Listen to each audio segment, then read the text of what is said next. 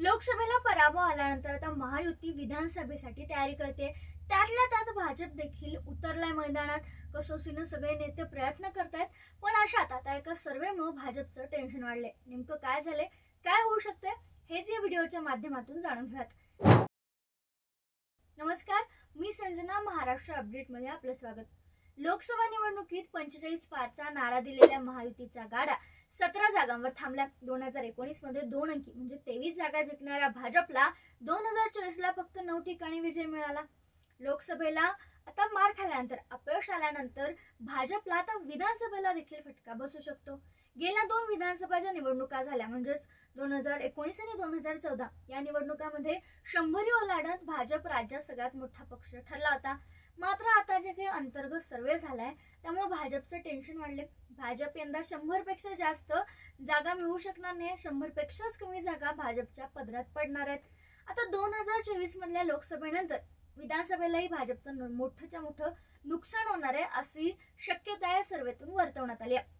2014 मध्ये स्वबळावर लढत भाजपला राज्यात 122 जागा मिळाल्या होत्या आणि 2019 मध्ये शिवसेनेसोबत युतीमध्ये निवडणुका लढल्यानंतर भाजपनं 105 जागांपर्यंत मजल मारली होती। पण त्याच्यानंतर काय जे राजकारण झालं ते आपल्या सगळ्यांनाच माहिती आहे।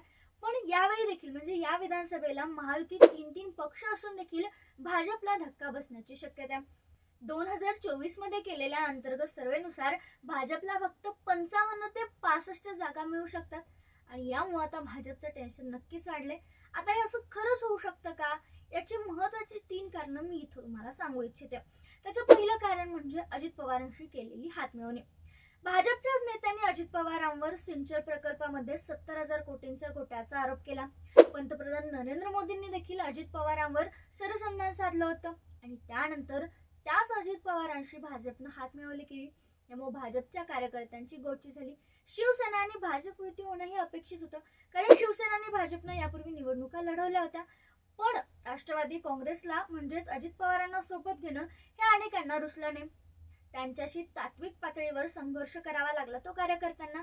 त्यांच्याशी युती करण्याचा जो निर्णय आहे तो भाजप संघाच्या कार्यकर्त्यांना अनैतिक वाटला। अजित पवारांसोबत हातमिळवणीचाच फटका पक्षाला बसल्याचं दिसतंय। यामुळे झालं काय तर भाजपची ब्रँड व्हॅल्यू कमी झाली असं विश्लेषकांचं मत आहे आणि यामुळे आता विधानसभेत देखील फटका बसण्याची शक्यता नाकारता येत नाही। पण असं असलं तरी यंदा नरेटिव्ह बदलण्यासाठी लाडकी बहीण, लाडकी भाऊ अशा योजना सरकार आणत असलं तरी त्याचा किती उपयोग होईल हे निवडणुका आल्यानंतर, निकाल आल्यानंतर आपल्याला पाहावं लागणार आहे। दुसरं कारण म्हणजे संघाची नाराजी। अजित पवारांना सोबत घेतल्याने भाजपचा मूळ केडर, स्वयंसेवक ज्यांनी पक्षासाठी वर्षानुवर्ष खूप कामे केले, त्यांच्यात मात्र मोठी नाराजी आहे। लोकसभेत महायुतीला अत्यंत कमी जागांवर समाधान मानायला लागलं तेव्हा त्या अपयशाचं खापर संघानं अजित पवारांना सोबत घेतल्यामुळे झालं असं सांगितलं होतं। असा लेखी छापून आला होता।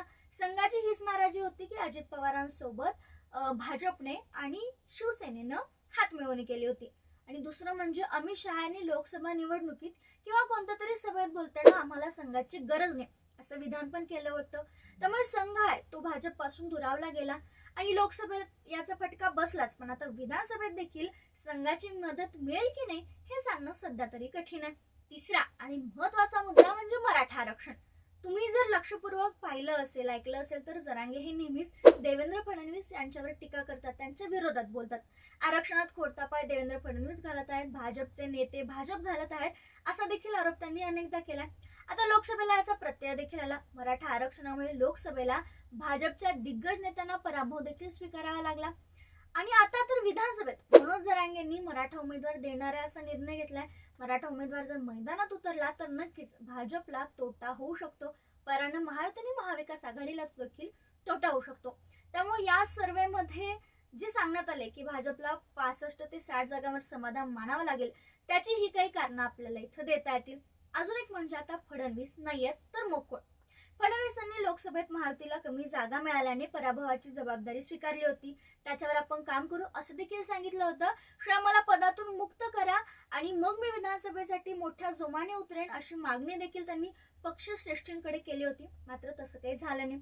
आता विधानसभेला पूर्ण तयारीसाठी फडणवीस प्रयत्न करत असताना देवेंद्र फडणवीस यांना राष्ट्रीय अध्यक्ष बनवलं जाणार असल्याची शक्यता वर्तवली जाते। राजकीय वर्तुळात तशी चर्चा देखील आहे। त्यांची रवानगी दिल्लीला होण्याची शक्यता आहे, म्हणजेच त्यांना महाराष्ट्राच्या राजकारणातून दिल्लीत पाठवलं जाईल अशी अटकळ बांधली जाते। मग असं झालं तर महाराष्ट्रात कोण? कारण भाजपला मोठ्या नेत्यात फडणवीसांचा देखील वाटाच आहे। मग काय होऊ शकतं? मग विधानसभेला खरंच फडणवीस नसले तर तोटा होऊ शकतो का? आणि ही जी 3 कारणे सांगितली त्यामुळे विधानसभेला 60 ते 65 जागांवरच भाजपला समाधान मानावं लागेल का? तुम्हाला काय वाटतं? कमेंटमध्ये सांगायला विसरू नका। व्हिडिओ आवडला असल्यास लाईक शेअर करायला विसरू नका। अशाच व्हिडिओसाठी महाराष्ट्र अपडेटला आठवणीनं सबस्क्राईब करा।